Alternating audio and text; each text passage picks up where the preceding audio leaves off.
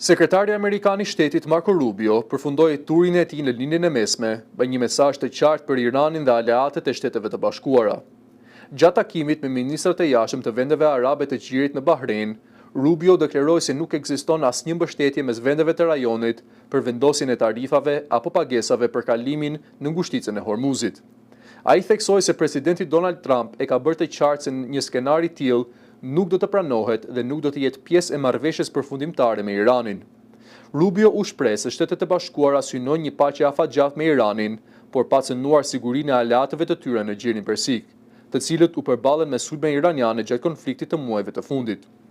Kryediplomati amerikan paralajmëroi gjithashtu se Irani disponon raketa të afta të godasin territorin evropian dhe tha se presidenti Trump është I zhgënjur nga disa aleatë që ndonë se deklarojnë se Irani nuk duhet të ketë armë bërthamore, nuk kanë mbështetur plotësisht përpjekjet amerikane për ta frenuar. Sipas Rubios, nëse aleatët nuk lejojnë përdorimin e bazave ushtarake amerikane në territorin e tyre në rast të krizash, atëherë vihet në pikpyetje vetë funksionimi I aleancës së NATO-s.